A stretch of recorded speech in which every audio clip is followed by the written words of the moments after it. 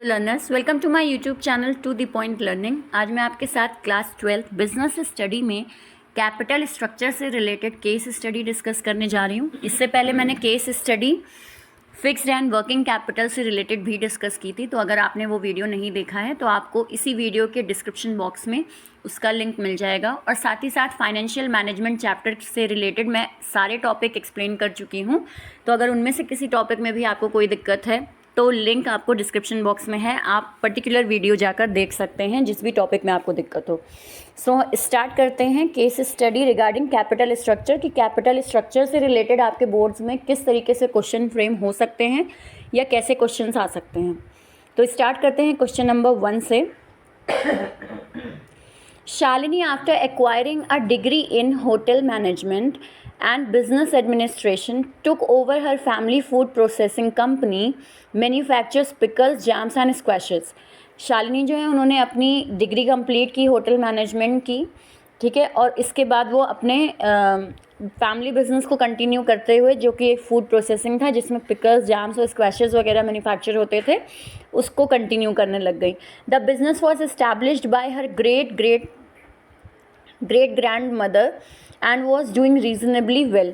जो वो बिज़नेस था वो उनकी ग्रैंड मदर चला रही थी और बिज़नेस काफ़ी अच्छा चल रहा था। However the fixed operating cost of the business were high.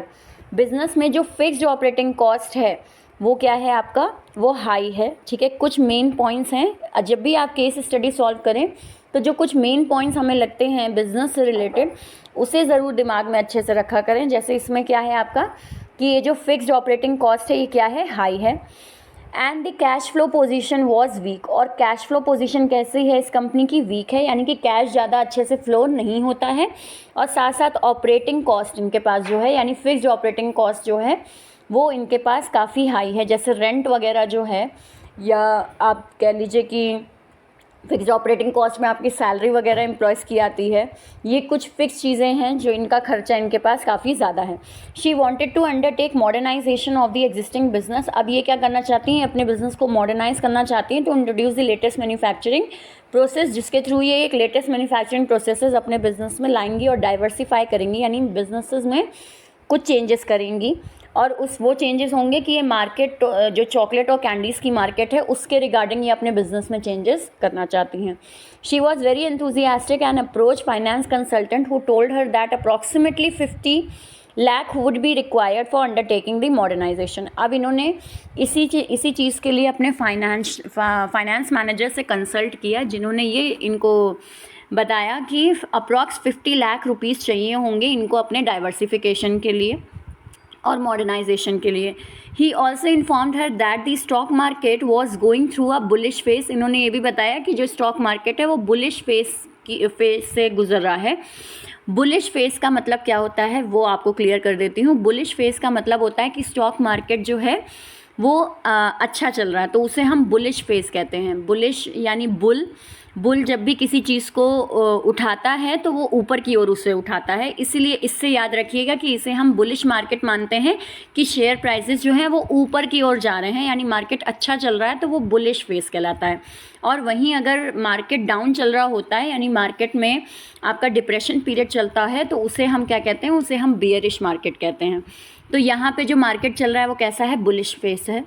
Name the source of finance. Shalini should not choose for financing modernisation expansion of a food processing business. अब आपको उन्हें कंसल्ट करना है कि शालिनी को कौन सा सोर्स ऑफ फाइनेंस नहीं यूज़ करना चाहिए। नॉट पर ध्यान दीजिएगा एग्ज़ाम में भी, क्योंकि ये नॉट जो है ये आपके पूरे आंसर को पलट देता है। तो कौन सा इनको ऑप्शन नहीं चुनना चाहिए, ठीक। और आपको अपने आंसर को सपोर्ट भी करना है, यानी कि उससे रिगार्डिंग रीज़न भी आपको बताने हैं। तो देखिए यहाँ पे हमने दो चीज़ मेन पढ़ी थी। एक क्या थी, एक थी हमारी कि फिक्स्ड ऑपरेटिंग कॉस्ट जो है वो इनके पास बहुत ज़्यादा है, यानी इनके पास अपना फिक्स्ड का खर्चा बहुत ज़्यादा है, ठीक है। और इनकी कैश फ्लो पोजीशन भी वीक है, यानी बिजनेस में कैश भी कोई रेगुलर बेसिस पे फ्लो नहीं होता है। ये दोनों ही चीज़ें जो हैं ये क्या दिखा रही हैं कि बिज़नेस में कैश की कमी है। अब आप खुद सोचिए कि अगर ये कैश की कमी इनको है और ये कहीं से लोन ले लेते हैं तो इनको इंटरेस्ट भी पे करना पड़ेगा, यानी और कैश की इनको ज़रूरत पड़ेगी। अब उस केस में क्या है, फिर इनको डेट नहीं लेना चाहिए। तो आंसर देखते हैं, डेट नहीं एक्सेप्ट करना चाहिए इनको because due to weak cash flow position, क्योंकि इनके कंपनी की कैश फ्लो पोजीशन अच्छी नहीं है। The firm may not be able to honour fixed cash payment obligation, ये जो फिक्स्ड कैश का वाला जो फिक्स्ड ऑपरेटिंग कॉस्ट वाला खर्चा है ये भी इनके पास है, इसलिए ये और ज़्यादा फिक्स्ड कैश पेमेंट्स नहीं बढ़ा सकते। वहाँ पे इनको जो इंटरेस्ट है वो कंपलसरी देना ही पड़ेगा, और ये इनके लिए क्या है, और ज़्यादा बर्डन बढ़ाएगा। और एक चीज़ और, अगर हमारा ये नॉट ना लगा होता, सपोज ये नॉट ना होता अगर क्वेश्चन में, तो आप उसको कौन सा एक सोर्स ऑफ फाइनेंस चूज़ करने के लिए उनको सजेस्ट करते, तो बिल्कुल आपका आंसर होता कि इनको इक्विटी शेयर्स इशू करने चाहिए। क्यों? क्योंकि हमारा जो पीरियड चल रहा है वो कौन सा है, बुलिश मार्केट चल रहा है, बुलिश फेस चल रहा है, यानी कि शेयर प्राइसेस हाई हैं। अगर ये शेयर इशू करते हैं तो इनके शेयर आराम से बिक जाएंगे और इनको अच्छा खासा पैसा मिल जाएगा। क्यों? क्योंकि बुलिश फेस है मार्केट में। तो नॉट लगता तो आपका आंसर डेट होता, और अगर नॉट नहीं होता तो इनका आंसर इक्विटी हो जाता। सो आई होप ये क्वेश्चन 1 आपको क्लियर हुआ हो। इसके बाद हम आते हैं क्वेश्चन 2 पे। क्वेश्चन 2 में आपसे a business that doesn't grow dies, यानी एक बिजनेस जो बढ़ नहीं रहा है, ग्रो नहीं कर रहा है, उसे माना जाता है कि वो डाई हो गया यानी मर गया है। ये मिस्टर शाह ने, ओनर हैं एक शाह मार्बल कंपनी के, उन्होंने कहा। ठीक, ओके तो उन्होंने कहा with glorious 36 month of its grand success having capital base of ₹80 crore. इन्होंने अपने 36 मंथ के सक्सेस चल रहा है, जिसमें इनका जो पूरा कैपिटल बेस है, यानी जो इनके बिजनेस में पैसा है वो 80 करोड़ समथिंग का है, तो उसका एक सक्सेस इवेंट ये हैंडल कर रहे हैं। With in a short span of time the company could generate cash flow, बहुत कम समय में ही कंपनी आराम से कैश फ्लो अपना जनरेट कर ली, which not only covered fixed cash payment obligations but also create sufficient buffer, जिसके लिए इन्होंने जो कैश फ्लो जनरेट किया उससे क्या हुआ, इन्होंने अपने फिक्स्ड कैश जो जहाँ जहाँ पेमेंट होनी थी उन सबको भी बड़े अच्छे से कंप्लीट किया, यानी जो कंपलसरी पेमेंट इनको देनी थी वो भी बहुत अच्छे से इन्होंने की। कंपलसरी पेमेंट में क्या आता है आपका, जैसे इंटरेस्ट देना, वेरियस पेमेंट्स पे करना और प्रेफरेंस शेयर होल्डर्स को डिविडेंड देना, ये हमने पढ़ा था जब हम कैपिटल स्ट्रक्चर पढ़ रहे थे। ठीक है, तो इन्होंने अपने फिक्स कैश पेमेंट्स को भी बड़े अच्छे से क्लियर किया, क्योंकि अब इनके यहाँ कैश फ्लो जो है वो बहुत अच्छे से चल रहा है, और साथ ही साथ इन्होंने काफ़ी पैसा बफर में भी रख लिया। बफर का यहाँ मतलब क्या है, स्टॉक, यानी कि इनके पास ऑलरेडी कैश फ्लो काफ़ी अच्छा चल रहा है। The company is on the growth path and a new breed of consumers is eager to buy the Italian marble sold by mister Shah marble limited. अब इनका जो मार्केट है वो बहुत बढ़िया चल रहा है, और कंज्यूमर जो है वो बहुत ज़्यादा ईगर है, बहुत ज़्यादा उत्साहित हैं इनके नए इटालियन मार्बल को लॉन्च करने वाले हैं उसको ख़रीदने के लिए।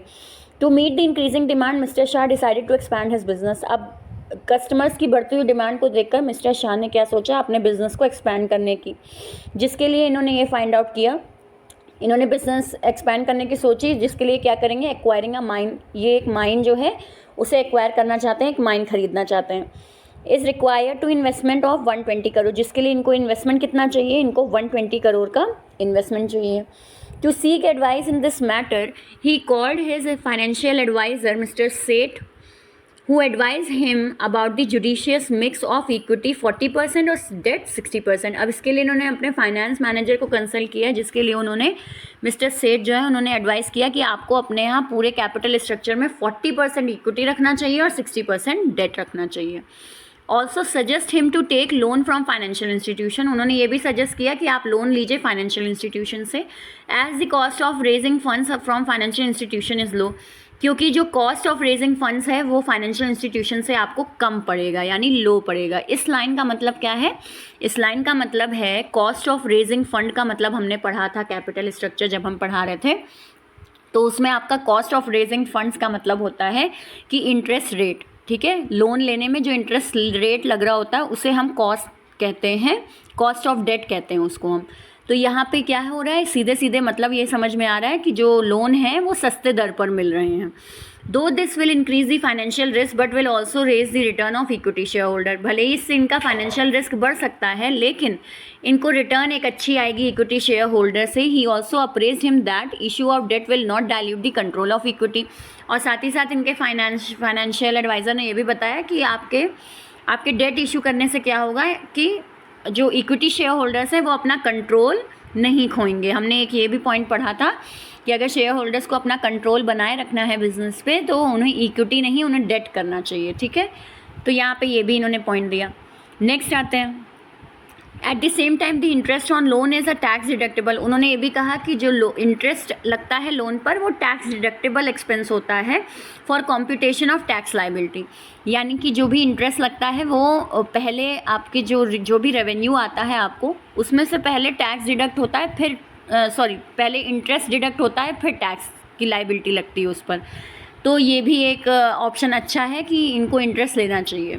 देखिए ये जो इस लाइन में मेन कॉन्सेप्ट जो आपको बताया गया है वो क्या बताया गया है कि जब भी हम एक कंपनी जो है वो किसी तरीके का लोन लेती है तो सबसे पहले वो जो रिटर्न आता है कंपनी को, जो इनकम आती है उस इनकम से पहले इंटरेस्ट कटता है, फिर जो बची हुई इनकम है उस पर टैक्स लगता है। तो अगर हमें डेट लेने का ऑप्शन मिले तो वो डेट लेना हमारे लिए फ़ायदेमंद हो जाता है। किस केस में कि पहले क्या होगा, पहले जो रेवेन्यू आएगा उससे पहले हम इंटरेस्ट भरेंगे और फिर हम टैक्स भरेंगे, तो टैक्स हमें कम देना पड़ेगा, ठीक है। तो वो वाला लॉजिक यहाँ इन्होंने बताया। Identify the concept of financial management, कौन सा कॉन्सेप्ट यूज़ हो रहा है। तो अब इतनी सारी बातों से हमें ये क्लियर है कि कौन सा कॉन्सेप्ट यूज़ हो रहा है। कैपिटल स्ट्रक्चर यूज़ हो रहा है, कैपिटल स्ट्रक्चर की बात की जा रही है इसमें, साफ साफ इक्विटी की बात है, डेट की बात है, कंट्रोल की बात है, टैक्स इंटरेस्ट की बात है। तो यहाँ पे मेन जो बात हो रही है कॉन्सेप्ट क्या है, capital structure. Also state the 4 factors affecting the concept as identified from the above case. ऐसे 4 फैक्टर्स बताइए जो यहाँ अबव केस स्टडी में अफेक्ट कर रहे हैं। तो पहले हम आते हैं cash flow position. Cash flow position affect कर रही है क्योंकि यहाँ पे आपका दिया हुआ था कि कंपनी ने क्या कर रखा है कि with in a short span cash flow generate, cash flow, इनके पास कैश फ्लो जो है वो बहुत अच्छे से जनरेट है, तो यानी कैश फ्लो पोजीशन है इनके पास।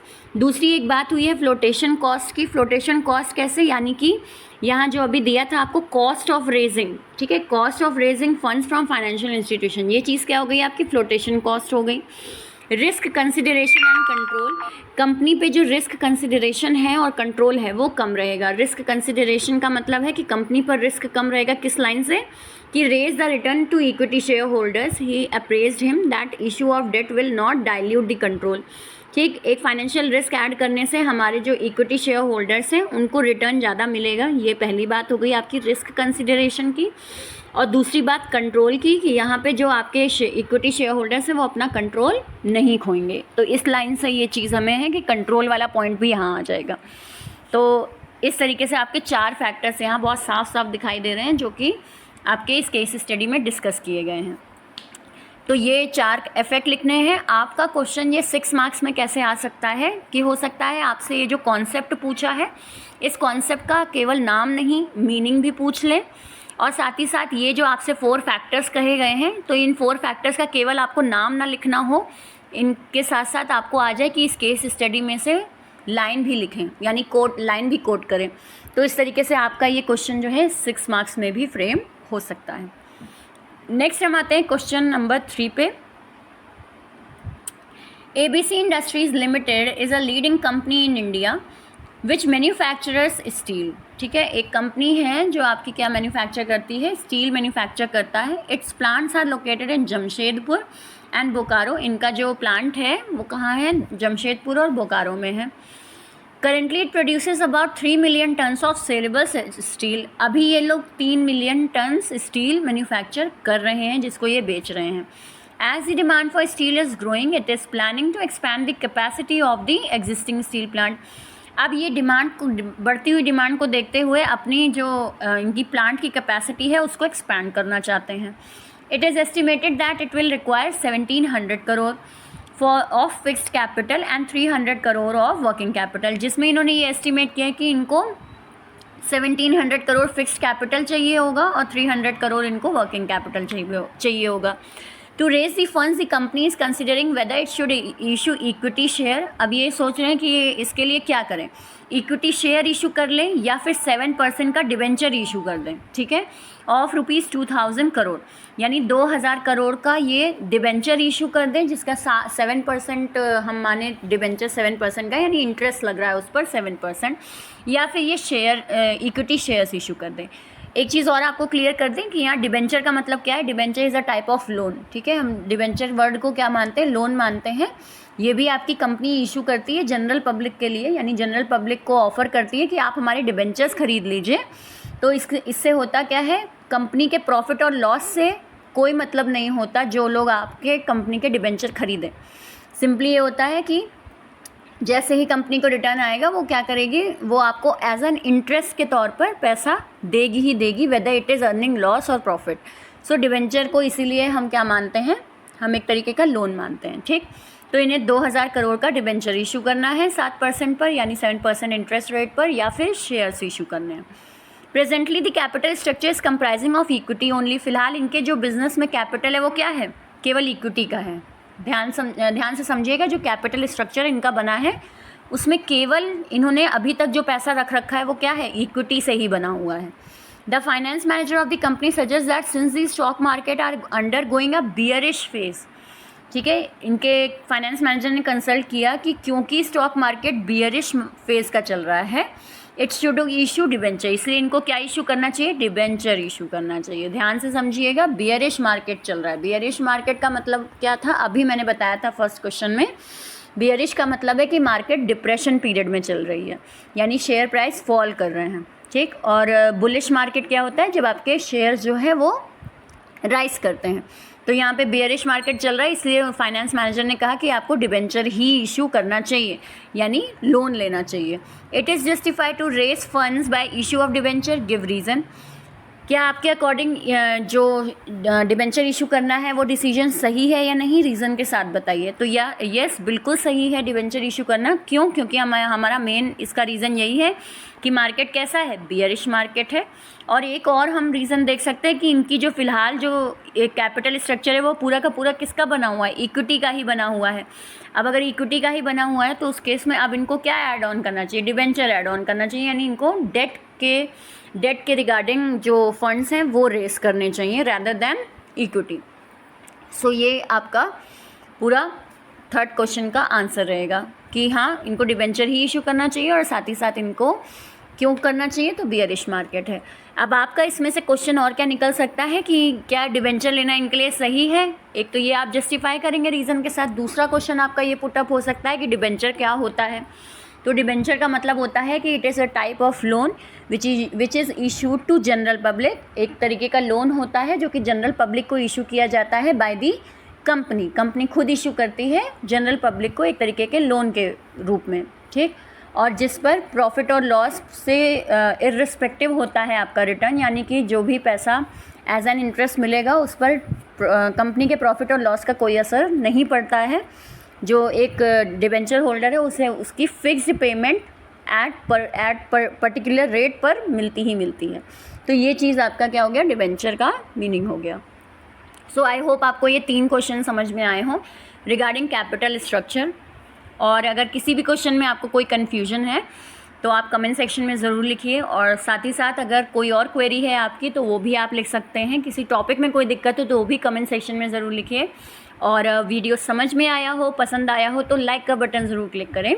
मेरे चैनल पे नए हैं तो सब्सक्राइब ज़रूर कर लीजिए, क्योंकि यहाँ पे आपको बिज़नेस स्टडी और फिज़िकल एजुकेशन दोनों से रिलेटेड वीडियोस यहाँ आपको अवेलेबल रहेंगे। नेक्स्ट वीडियो ज़रूर देखिएगा, क्योंकि उसमें मैं आपके साथ फाइनेंशियल लेवरेज के प्रैक्टिकल क्वेश्चंस कैसे आते हैं और उन्हें कैसे सॉल्व करना है वो डिस्कस करूँगी। So thank you and have a nice day.